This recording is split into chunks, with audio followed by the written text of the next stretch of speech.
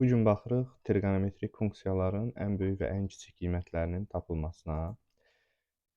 Sinus və kosinus barədə bizim müəyyən qədər məlumatımız var. Biz bilirik ki, arqumentdən asılı olmayaraq sinus və kosinusun, məsələn, sinus alfanın aldığı qiymətlər -1 ilə -1 arasındadır. Həmçinin kosinus alfanın. Kosinus alfadan -1 ilə -1 aralığında qiymətlər ala bilər.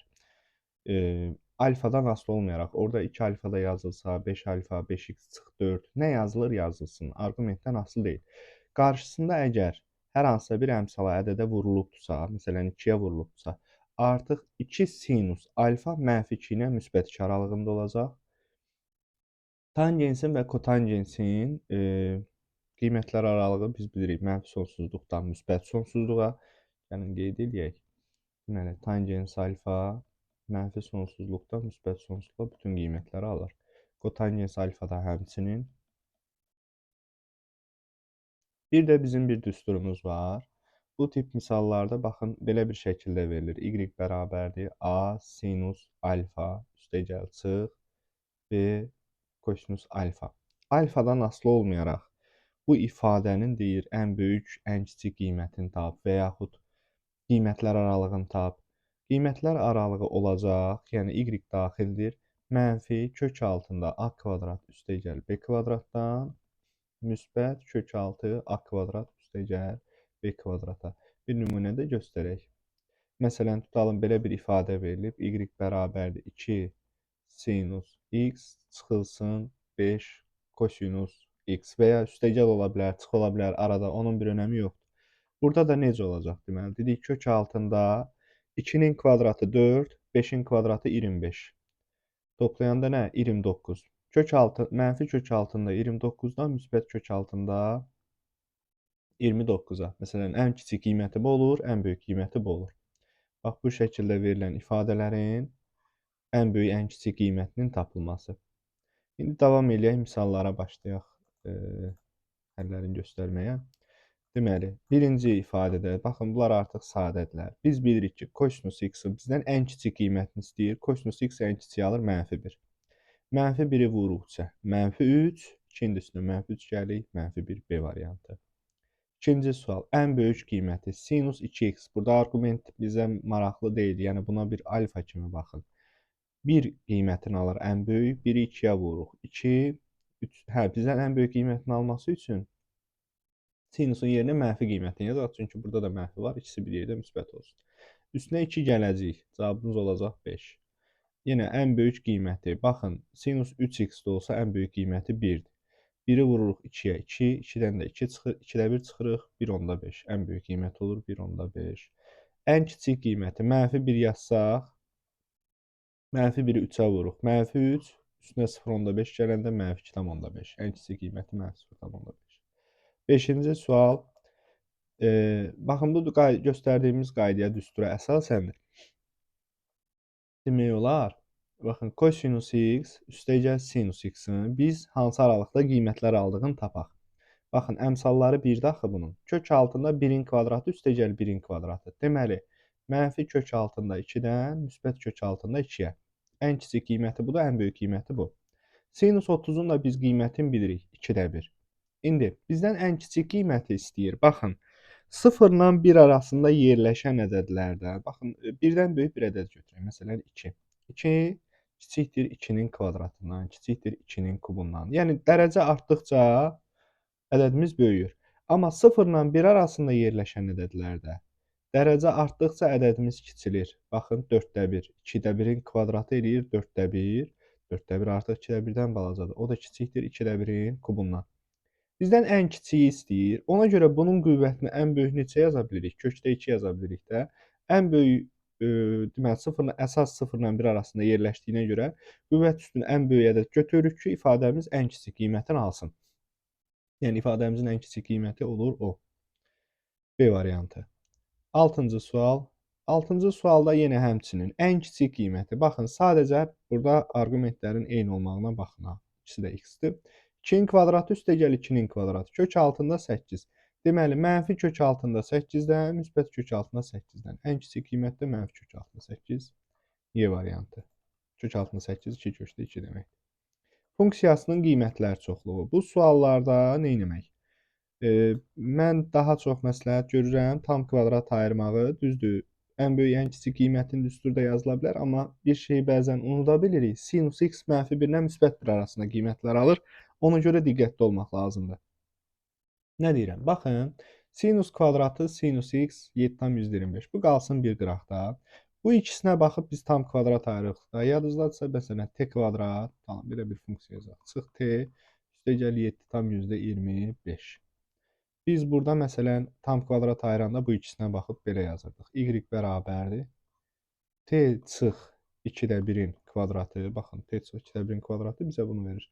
Bir də bu sonda bizə üstəgəl 0,125, yəni 4-1 verir. Amma bizdə 7,125. Əlavədən bir də 7 yazırıq. Baxın, bu ifadəni də həmin şəkildə yazacağıq. Yazırıq. Sinus x çıx 2-1-in kvadratı. Açılışı bizə nə verir? Sinus kvadrat x. Birincinin ikinci hasilinin 2 misli sinus x. Üstəgəl 4-1. Bizdə 7,125-dir. Əlavədən bir 7 də yazaq. F(x) bərabərdir. Deməli, bizdən qiymətlər çoxluğu. Baxın, burada biz bilirik kvadratik bir ifadədir. Ən kiçik qiyməti 0 ola bilir. 0-ın da üstünə 7 gəlir 7. Deməli, ən kiçik qiyməti oldu 7. Ən böyük qiymətini düşünün. Mən bu ifadənin ən böyük qiymətini düşünməkdən ötürü bu mötərizədəki ifadənin modulunun ən böyük qiymətini düşünməliyəm. Mən məsələn burada sinus yox. Məsələn, bu ifadənin ən böyük qiyməti yoxdur. T-nin yerinə ürəyimiz istəyəni yaza bilirik. Amma sinusun yerinə -1 ilə -1 aralığında bir qiymət yazmalıyıq axı. 1 yazanda fikirləşirik ki, 1-dən 2-də 1 çıxırıq, 2-də 1. Amma -1 yazanda nə görürük? -1-dən 2-də 1 çıxanda edir -1/2-də 1. Yəni -1/10-5. Modul daha böyükdür. Daha böyük qiymət alacaq. Çünki kvadrata yüksəldəcək onsuz da. O mənfi itəcək. -1/25-in kvadratı 2/25. Üstünə də 7 gəlirik. 9/25. Cavabımız oldu 7 ilə 9/25 arası. Bu qaydada. Cavab olur C variantı. 9, 7 və 9/25 arası. 8-ci suala gələk. Əvvəlcə mötərizəni vuraq açaq. Y bərabərdir. Kosinus kvadratı x. Birbaşa yazaq. Çıx 6x üstəgəl 8. Çıx 6 kosinus x üstəgəl 8. Sadəcə bir-bir vurduq, açdıq çoxhədlinin çoxhədliyə vurma qaydası ilə. Deməli, yenə tam kvadrat ayıraq. Y bərabərdir. Kosinus x çıx 3-ün kvadratı. Bax, açılışda bu var. Bir də müsbət 9 alınır. İkincinin kvadratı 9 verir. Amma bizdə 8-dir. Ona görə 1 çıxacam ki, yuxarıdakı ifadə ilə eyniləşsin. Baxın, burada ən kiçik qiyməti alması üçün kosinus x-in yerinə unutmuruq. Yenə də -1 ilə -1 arasında. Məsələn, buranı götürüb 0-a bərabər eləmək olmaz. Çünki bura 0 ola bilmir axı. Ən kiçik qiymət olacaq kosinusun yerinə 1 yazanda. Çünki modulu kiçiləcək. 1-dən 3 çıxacaq. -2. -2-nin kvadratı 4. 4-dən 1 çıxırıq 3. 3 bunun ən kiçik qiymətidir. -1 yazanda -1-dən 3 çıxırıq. -4. -4-ün kvadratı 16. 16-dan da 1 çıxırıq 15. Cavab olur 3, 15 arası C variantı. Belə, davam edirik. Funksiyasının ən böyük qiymətlərinin fərqinin modulunu tapın. Ümid edirəm bu yuxarıdakı sual anlaşıldı. Deməli, bizə nə deyir? Ən böyük qiyməti. Baxın, 0 ilə pi aralığında deyir. Sinus biz bilirik ən böyük qiyməti 1-dir. 0 ilə pi aralığında ən böyük qiymətini ala bilir də. Baxın, 0 ilə pi aralığı 0 buradır, pi də buradır. Bu aralıq, yəni bizə şərtdə verilən aralıq buradır. Və sinus x ən böyük qiymətlərinin fərqinin modulu. Bu ifadənin ən böyük qiyməti olacaq 5. Çünki sinus x bu aralıqda 1 ala bilir, ən böyük qiymətini ala bilir. Baxın, bu qırmızı nöqtədə. 5-ə də vururuq. 5 çıxılsın. Ən kiçik qiyməti yenə sinus x-in. Sinus x deməli 2 sinus x ən kiçik qiymət, ən böyük qiyməti olacaq 2. Sinus x-in yerinə aparıb 1 yazırıq. 5-dən də 2 çıxırıq. Cavab eləyir 3. Bu qədər. Davam edirik. 10-cu sual yenə düsturumuzu tətbiq eləyə bilərik. Baxın, A sinus x çıxıq B kosinus x. 5-in kvadratı ilə 5 köçdü 3-ün kvadratı. Eləyir 100. Hesablamıram. Deməli, mənfi 10-dan müsbət 100-dən də 10 çıxır axı. Ən böyük qiymətini istəyir bizdən, cavab olur 10. Aha, ən böyük və ən kiçik qiymətlərinin cəmi. Baxın, üzərində kvadrat gördünüz. Normalda biz nə deyirik? Sinus x mənfi 1 ilə müsbət 1 arasındadır. Mənfi 1 ilə müsbət 1 arasında. Sinus kvadrat görəndə də burada çətin bir şey yoxdur. Artıq mənfi qiymətləri almır. Ən kiçik qiyməti 0, ən böyük qiyməti yenə 1-dir. Arqumentin bir önəmi yoxdur. Ən böyük qiyməti və ən kiçik qiymətlərinin cəmi. Ən kiçik qiymətini alır sinus kvadratı 3x-in yerinə 0 yazanda. 0 yazsaq, ən böyük qiyməti olur 3. Ən kiçik qiymətini alacaq sinus kvadratı 3x-in yerinə 1 yazanda. Çünki burada çıxma var. Yəni, nə qədər böyük yazsaq, o qədər balaca alır da. 1-i 2-yə vururuq. 2, üstdən də 2 çıxırıq. 1. Bizdən də ən böyük və ən kiçik qiymətlərinin cəmi eləyir 4. 1-lə 3-ün cəmi. Elədir 4. Davam edirik. 12-ci sual. 12-ci sualda uşaqlar, çox güman ki, burada 2 qat arqument düsturu var. Düzdür, yazaq, amma keçməmişik. Yəni, o barədə video çəkilməyib. Həm də toplama teoremi, trigonometrik funksiyalar üçün toplama teoremini keçəndən sonra onların həm isbatına, həm də hardan gəldiyini biləcəyik. Yadda saxlamaq biraz çətindir yoxsa. İndi burada ondan istifadə eləyək. Kosin ifadəsinin ən kiçik qiymətini istəyir bizdən. 12-ci sual. Kosinus 2x 3 forma da yazıla bilər. Burada kosinus kvadrat var deyə bu düsturdan istifadə edəcəyik. 2 kosinus kvadratı x çıx 1. Baxın, 2 qat arqumentdən 1 qat arqumentə keçid üçündür bu. Çünki arqumentlər müxtəlif olanda biz ən böyük, ən kiçik qiyməti tapmaqda çətinlik çəkərik. Düşünməyimiz bizi yorar. Deməli, baxın, bunun yerinə gətirib sadəcə bunu yazacağam. Yazıram 3 kosinus kvadrat x çıxılsın 2 kosinus kvadrat x çıx 1 üstəgəl 4. Mötərizəni açıb sadələşdirsək 3 kosinus kvadratdan 2 kosinus kvadrat çıxardanda qalır kosinus kvadrat x üstəgəl 1 var, üstəgəl 1, üstəgəl 4 eləyəcək 5. Bizdən nə istəyir? Ən kiçik qiymətli. Kosinus kvadrat x-in yerinə ən kiçik 0 yaza bilirik, çünki üzərində 0 var. 0-ın da üzərinə 5 gəlirik. Ən kiçik qiyməti olur 5. Ən böyük qiymətli olacaq 6. Çünki kosinus kvadrat x-in yerinə maksimum yaza bilirik 1-i. 13-cü sualda bundandır. Yenə baxın, bu düsturdan istifadə eləyin. Bu sizin əlinizin altında olsun. Düşünün, özünüz tapın. Çətin bir sual deyil, sadəcə bu çevirmədən istifadə eləmək lazımdır. 14-cü sual, ala biləcəyi tam qiymətlərin cəmini. Baxın, tangens, kotangens görəndə ağlımızda bir işıq yansın necə? Tangensin, kotangensin bütün ədəd oxunda təyin olunmayıb. Məsələn, tangens bu iki nöqtədə təyin olunmayıb, qırmızı. Kotangens də bu iki mavi nöqtədə təyin olunmayıb. 0 pi-də kotangens təyin olunmayıb. Mənfi pi bölü 2 ilə müsbət pi bölü 2-də də tangens. Yəni, orada indi səbəbin deyəcəyik niyə belədir. Gəlin ifadədə biraz sadələşdirmə aparaq 14-cü sualdan. 2 sinus alfa vurulsun kosinus alfa vurulsun. Tangens nədir? Sin alfa böl kos alfa. Burada kosinus alfalar ixtisar gedir. Üstəgəl 1 də var.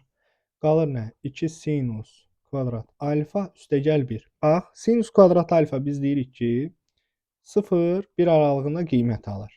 Amma burada biz nə deyəcəyik? 1-i ala bilməyəcəyik. 1 daxil olmayacaq. Səbəbi nədir? Uşaqlar, bax, sinusun 1 olduğu yerdə kosinus 0-dır. Sinusun 1 olduğu yerdə, məsələn, sinus burada 1-ə bərabərdir və ya burada kvadratlıdır dostlar. 1-ə bərabər olduğu yerdə kosinus 0-dır. Bu iki mavi nöqtədə də biz dedik tangens təyin olunmayıb axı.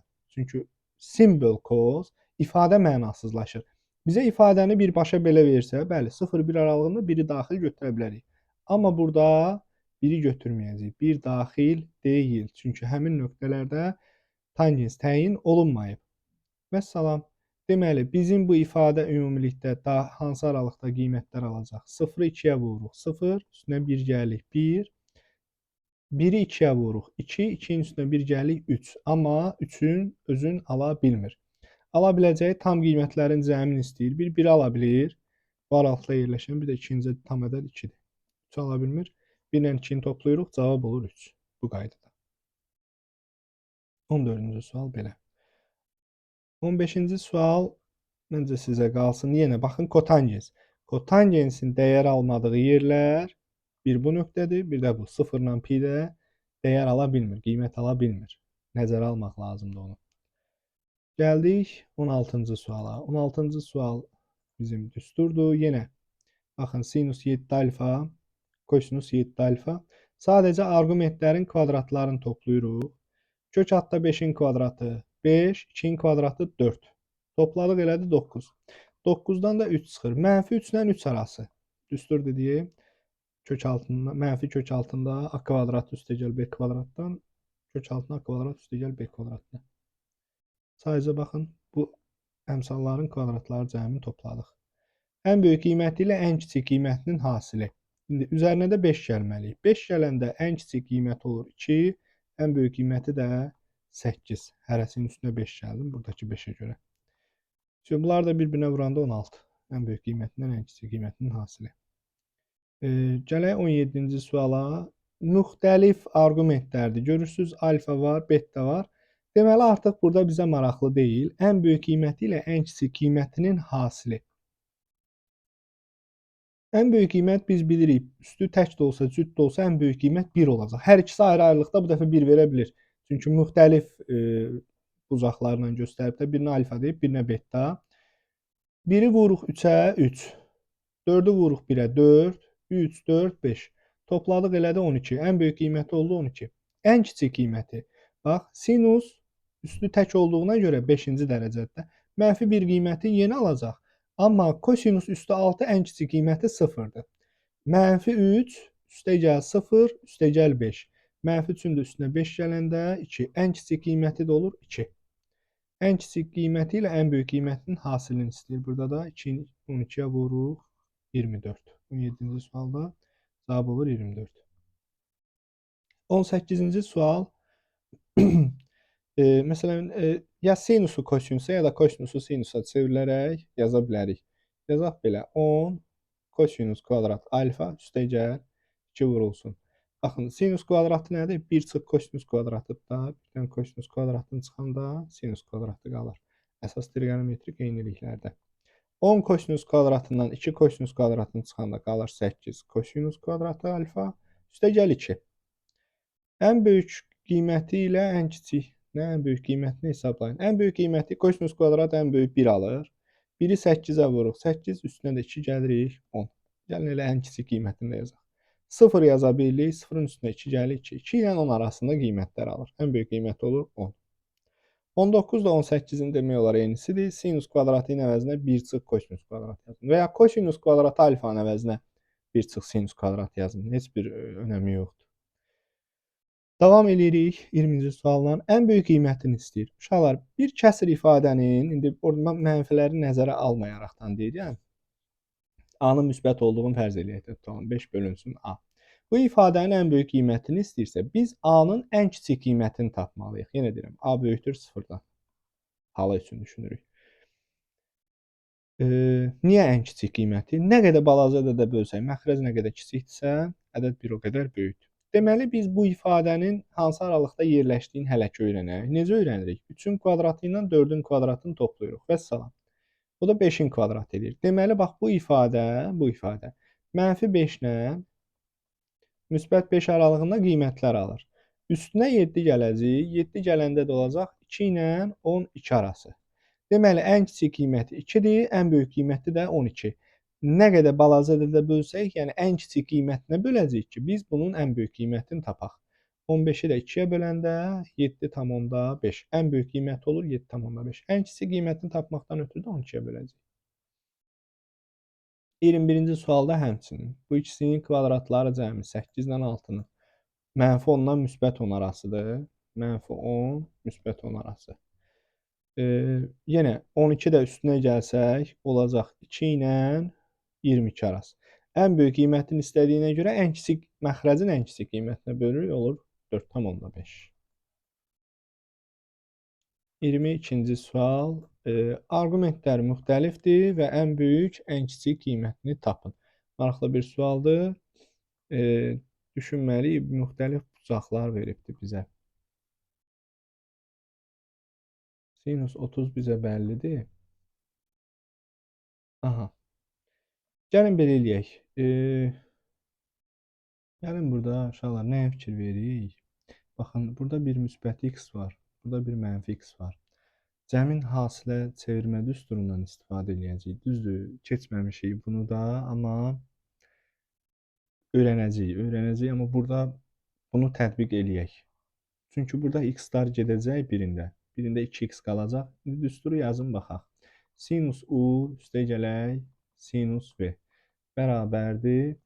Deməli, 2 sinus u plus v bölü 2 kosinus u minus v bölü 2. Baxın, bu düsturdan istifadə edək. İndi səbəbi nə? Burada u ilə v elə bir ki, baxın bu. Biri budur, biri də bu. Yazaq belə. Deməli, 2 sinus u plus v. Baxın, bu iki ifadəni toplayanda nə olacaq? X-lar gedəcək. 25 ilə də 35-i toplayanda edir 60. 60-ı da biz 2-yə böləcəyik. 2 sinus 30 kosinus u minus v.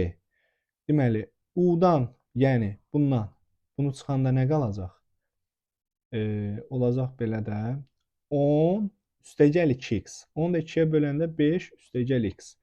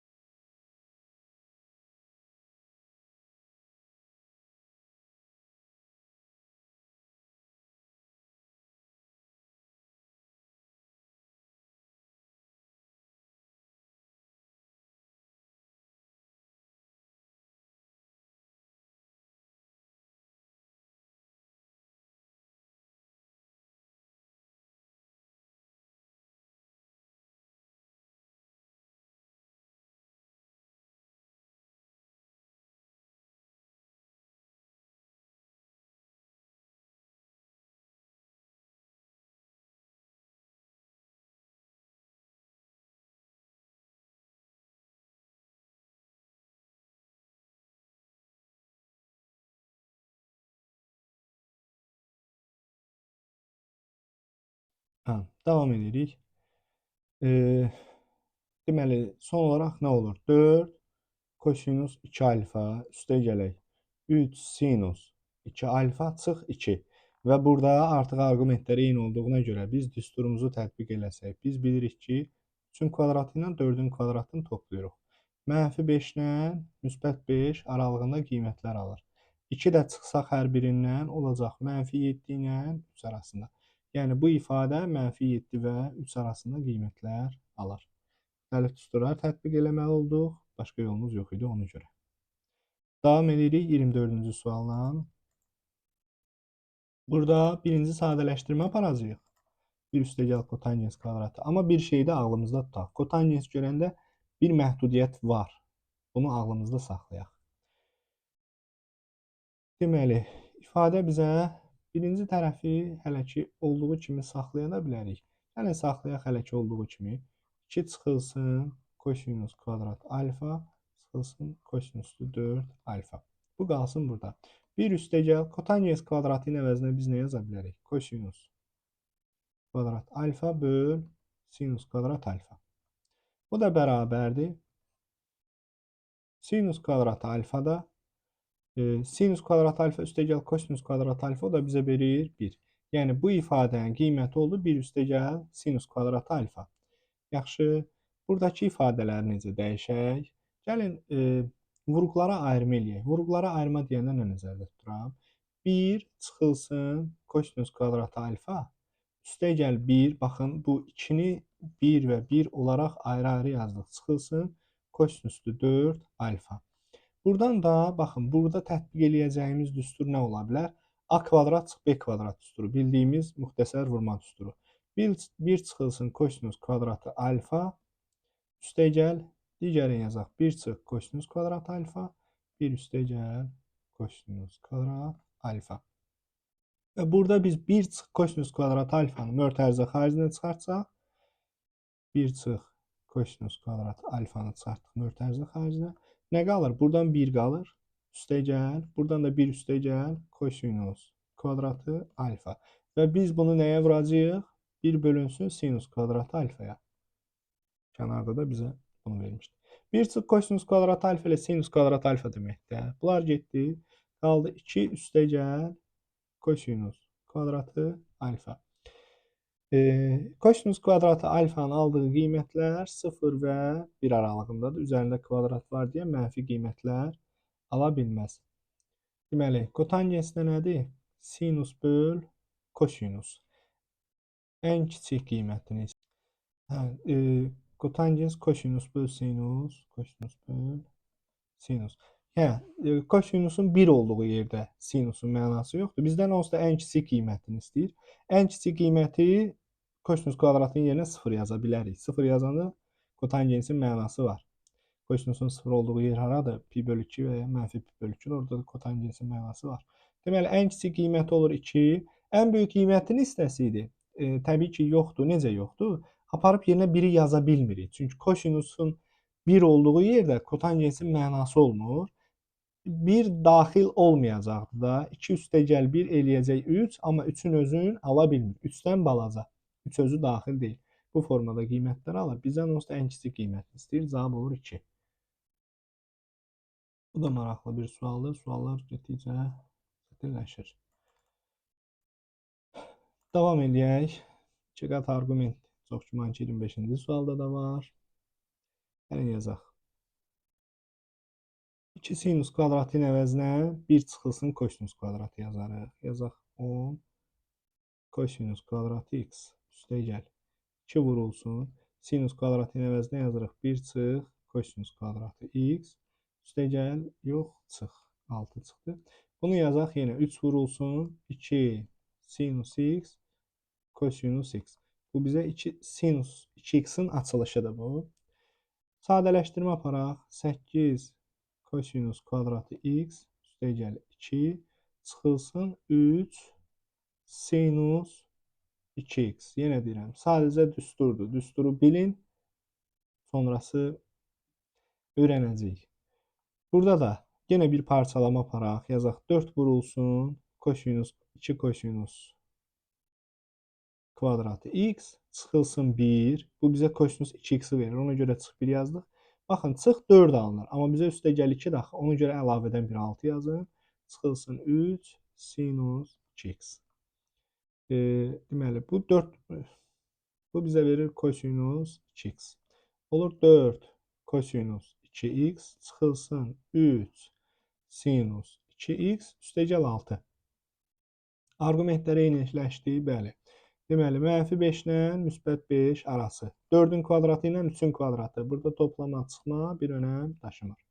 Üstünə də 6 gəlsək, hər birinin üstünə 6 gəldikdə artıq -5 yox, 1 ilə 11 arası qiymətlər alır bu ifadə. Bizdən ən böyük qiymətini istəyir. Cavabımız olur 11 şəkildə. Davam edirik 26-cı sual. Yenə baxın, arqumentlər eynidir. A sinus x, B kosinus x. Sadəcə kvadratların toplayın. -13 ilə -13 arasında qiymətlər alır.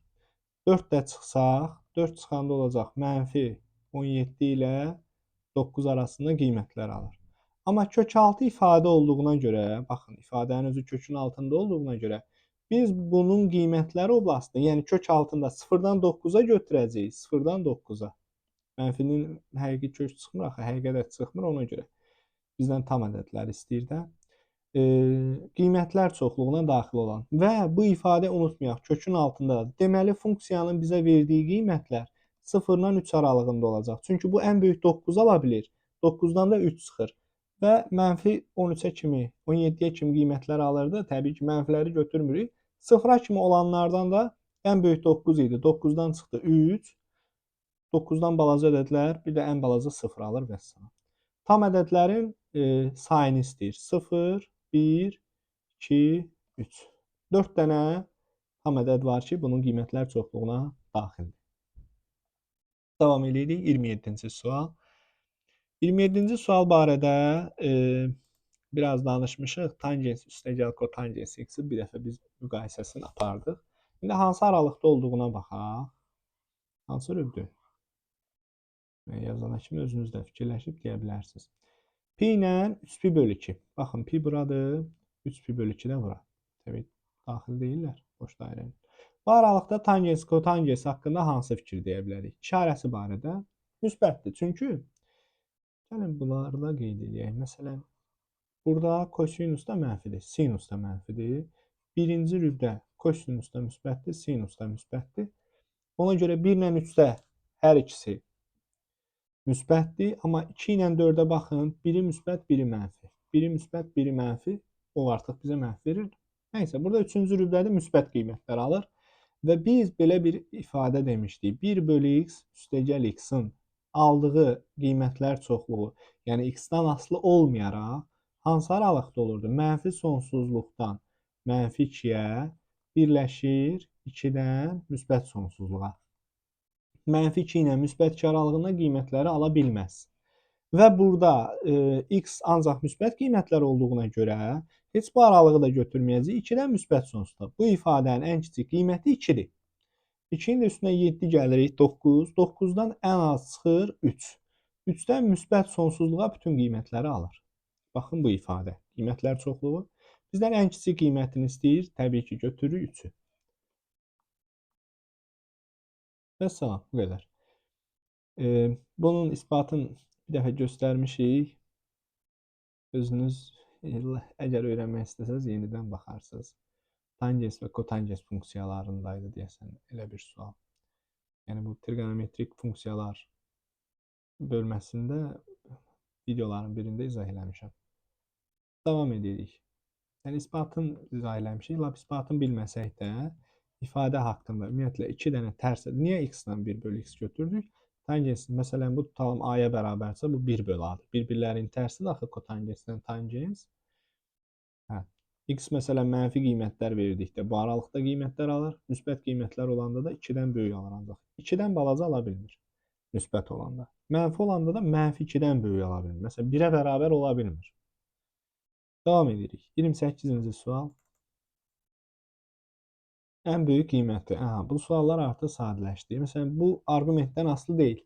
Sinus -1 ilə -1 aralığında qiymətlər alır. Bunu ilə göstərək. -1 ilə -1. -1 yazanda -2, -2-dən 1 çıxırıq, -3.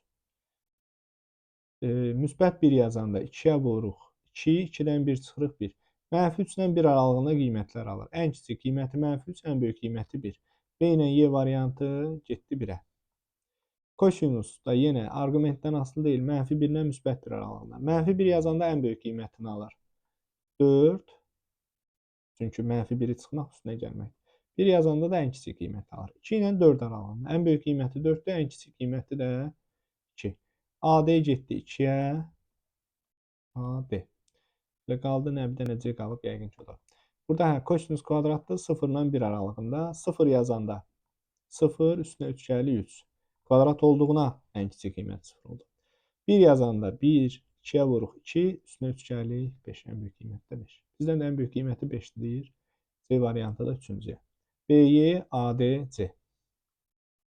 29-cu sual qalsın sizə. 30-cu sual. Ən böyük və ən kiçik uyğunluğu müəyyən edin. Uşaqlar, burada da bunu da izah eləməyəcəm. Çünki kosinus kvadrat gördünüz 0 ilə 1 arasıdır. Çünki mənfi qiymətlər alınır. Kubda da bir şey dəyişmir. Kubda da -1 ilə -1 arasında qiymətlər alacaq.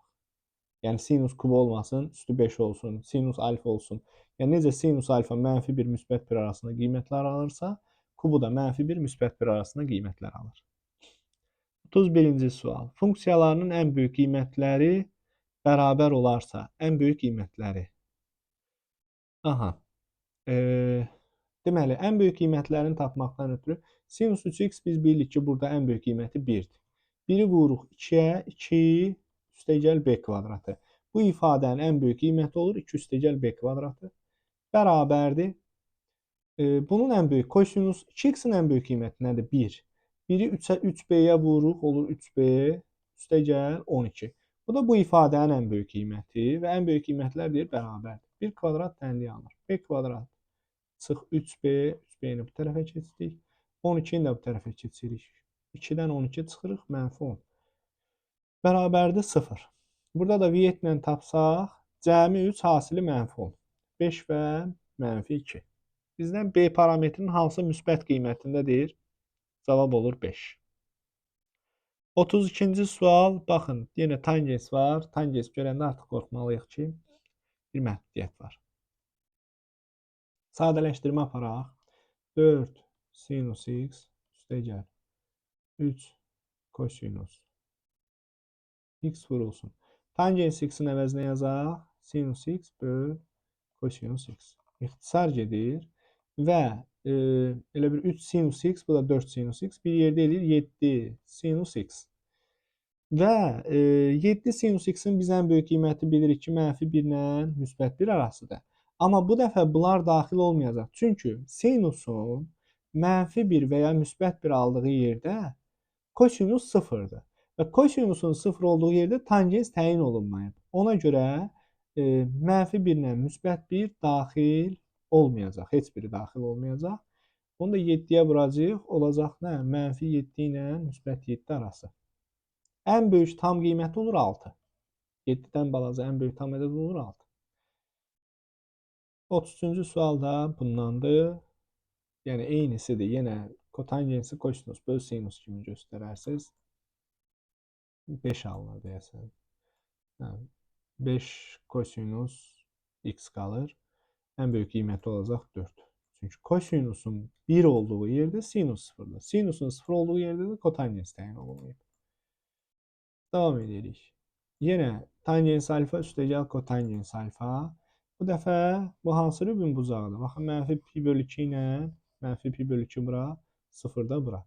Bu aralıqda da düzdür. Bu aralıqda tangens, kotangens mənfi qiymətlər alır. Yəni, bu ifadənin ala biləcəyi qiymətlər olur. -2, mənfi sonsuzluq. Yəni, mənfi sonsuzluqdan -2. Bayaqkında 3-cü rübdə idi, 2-dən müsbət sonsuzda. İndi -2-dən. Ən böyük qiyməti, uşaqlar, məlum məsələdir. Mənfi ədədlərdə modulu balaca olan ən böyükdür. Modulu balaca olanda ən balaca -2-ni alır da. -2-dən qalanları balacadır. -2-ni də 5-ə bölürük. -0,4. 35-ci sual da bundandır. 0-2 pi aralığında yenə tangens üstəgəl kotangens x-in bu dəfə aldığı qiymətlər 2-dən müsbət sonsuzluğadır. Ən kiçik qiymət məlum məsələdir. 2-ni alır. 2-ni də ona bölürük 0,2. 35-ci sualın cavabı olur 0,2. 36-cı sual. Əvvəlcə çevirmə düsturlarından istifadə edək. Biraz sadələşsin. Sonra ən böyük, ən kiçik qiymətini almağa çalışaq. Bax, ad dəyişmir. Yazıram sinus alfa. Pi-də ad dəyişmir. Amma 3-cü rübdədir. 3-cü rübdə sinus mənfidir. Ona görə qabağına bir mənfi atırım. Üstə gəl. Kosinus ad dəyişir burada. Olur sinus alfa. 4-cü rübün bucağıdır. 4-cü rübdə kosinus müsbətdir. Qarşısında mənfi atmaya ehtiyac yox. Üstə gəl 6 sinus kubu alfa üstə gəl 1. Burada bunlar gedir. Ən böyük və ən kiçik qiymətləri cəmi. Sinus kubu da dedik mənfi 1 ilə müsbət 1 aralığında qiymətlər alır. Mənfi 1-i 6-ya vururuq. Mənfi 6 üstünə 1 gəlik mənfi 5. 1-i 6-ya vururuq. 6 üstünə 1 gəlik 7. Ən böyük, ən kiçik qiymətlərinin cəmi olur 2. Mənfi 5 ilə 7-nin cəmi. 37-ci sonuncu sual nə deyir? Yenə 3-cü rübün bucağı, yox, 2-ci rübün bucağıdır. 2-ci rübdə sinus müsbətdir. Ad da dəyişmir, işarə də dəyişmir. Sinus alfa. Üstə gəl. Kosinus adın dəyişir. Olur sinus alfa. 3-cü rübün bucağıdır. 3-cü rübdə kosinus mənfidir. Baxın, bayaq pi bölü 2, 3 pi bölü 2 üstə gəl alfa idi. Gəlib düşmüşdü, baxın, bu rübə. Amma indi çıx alfadır. Gəlir düşür bu rübə. Bu rübdə kosinus mənfidir. Ona görə sinusun qabağına bir mənfi atacağım. Üstə gəl 4 sinus kubu alfa üstə gəl 2. Yenə bunlar onsuz da getdi.